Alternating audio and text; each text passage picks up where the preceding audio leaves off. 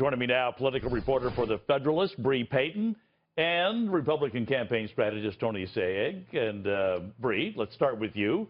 Did you enjoy the presidential news conference today? Oh, I did. I thought it was amazing. It was amazing watching the reporters get what was coming to them and that it was served to them from President Donald Trump. It was great. I think that, it's very clear that Americans and conservatives love watching the media get their butts kicked. And it's clear that Donald Trump likes to do it. And I think there's no shortage of outrage that is going to come from the media from this, right? So it's kind of like this big never-ending cycle in the sense that, okay, here we have the president who's going to basically spank them on TV, and then everyone is going to like watching it. Tony, Tony, we were talking during the break about the fact that there's a lot of people in Washington who don't get President Trump. How many more of these will it take in order till they get it? Well, look, Donald Trump understands something that's essential in negotiation, which is that the aggressor sets the terms. And we've never once, certainly on the Republican side, had a individual so willing to set the terms to play hardball with an opponent. And sadly, we've become kind of numb to the idea that the press is biased up until now. And Donald Trump won't take that sitting down. And you saw that today. And I would imagine that it might take a few more instances like this to demonstrate that the rules have changed. I mean, Chuck Todd made some ridiculous comment that what Trump did today was un-American. I would say what's un-American is that you don't have a free and fair press. That's really the more un-American aspect of what's been happening for too long. And Donald Trump seriously is committed to changing that dynamic. And yet, Bre, the press should be adversarial, not advocates. They should not be waving the flag like they have the last 8 years. Maybe that's what it is. People just aren't used to seeing a press actually question a president. But this is more than that. And this almost seems Nixonian to me, where there's a campaign to go after the president. Yeah, you're completely right. I mean, several exchanges among members in the press, most notably CNN's Jim Acosta, and the president. It was very clear that they were trying to make that entire exchange all about themselves, and they were trying to make themselves like this very big victim, right? And going after him and doubling down on kind of dumb little things that don't matter, like the electoral count. Okay, we've had the result for months. I mean, why is that such a big deal?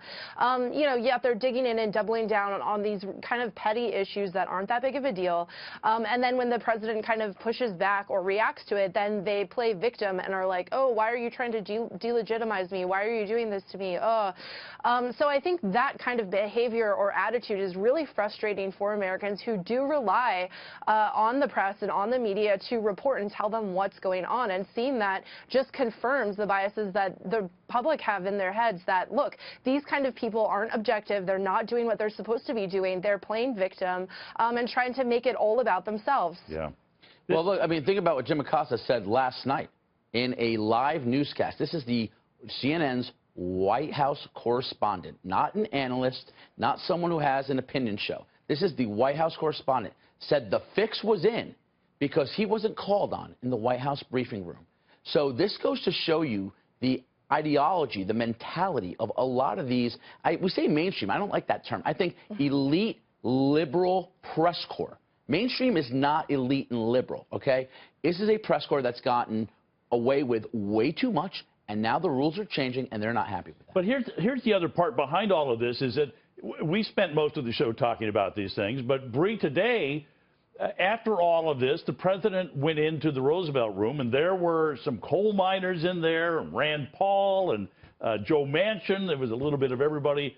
And he signed, well, I didn't know what he was signing at first. It looked like another executive order. But no, it was passed by the Senate, passed by the House, legislation to take a lot of the restricting regulations off of the coal miners, which was another campaign promise. And that already went through the Senate and the House and onto the president's desk. It was legislation he signed today.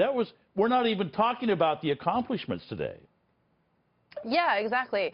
Yeah, so you're right. You're right, Donald Trump did sign that bill in order to alleviate a lot of the restrictions on coal and the coal industry. And, we know that if the reverse of the electoral result had happened and Hillary Clinton was the one in office, we know that, you know, it would be a very different story that we're talking about today. She said personally on the campaign trail that she was going to go after But here's coal. The thing.